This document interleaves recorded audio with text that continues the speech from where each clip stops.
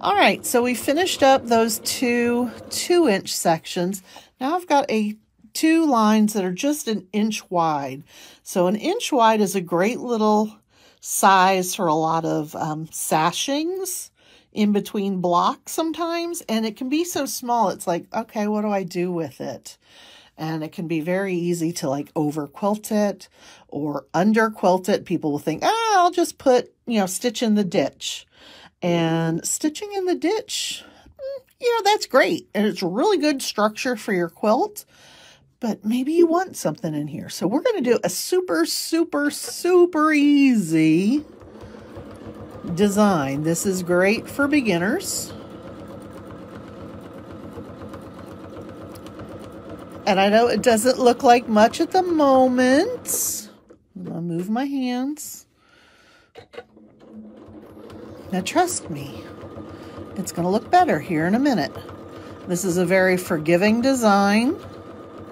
Again, if you want it to be a little more precise, like I was talking about with those scroll shapes, you can mark it off into more uniform bits so that you can get it all nice and uniform. But a lot of time, you just want to get it done. So this is actually a ribbon design. And we're just going to come out here. And basically, you are echoing what you did and crossing that line to look like a little swirled ribbon. And you'll notice I'm going side to side, which for some people seems awkward, but it actually is the best way to move through your quilts for the best looking stitches. All right, so we've got something else. So one of the things you can do, well, I could do a bunch of different things here. What do we want to do? We could do ribbon candy, which frankly I am not that great at. We can do the loopy L's. We can do a smaller version of that curly cute. I'm just doodling with my finger. It helps me figure out what I want to do next. There's quite a few things you can do in a 1-inch strip. So the ribbon's super, super easy for someone who is new to free motion quilting. I mean, it's like one of the easiest things you can do. What will I do? Well, since I need to work on my ribbon candy, let's do ribbon candy.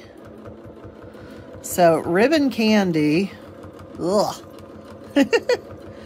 is a design of not interlocking,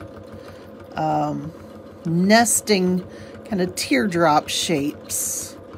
Almost like figure eights, but they don't cross. Oh, goodness. But they should definitely touch, Amy.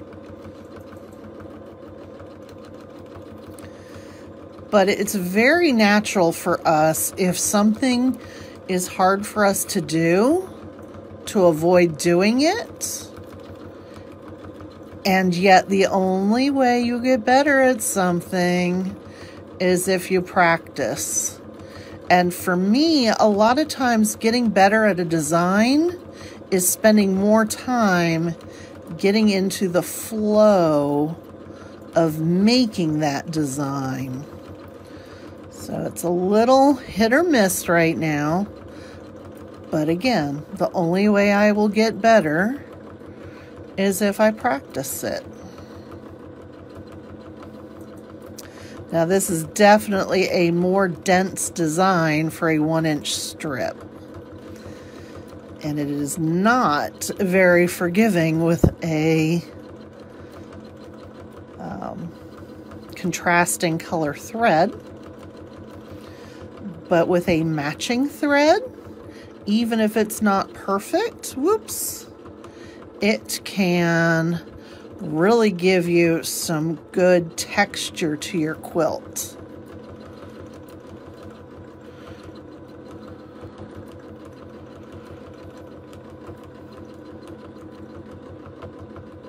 And I need to readjust my hand because I can't just keep running into my screw for my needle clamp, can I?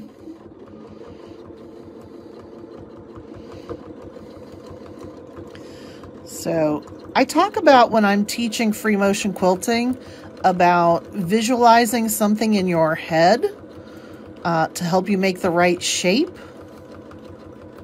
And for me, ribbon candy actually is not ribbon candy in my head. To me, it's a beaker. And I know like our Australians, when they talk about a beaker, they mean like a glass. But for me, I'm thinking of the kind of beaker that you might use in chemistry class. Happy quilting. I'll see you in the next video. Bye-bye.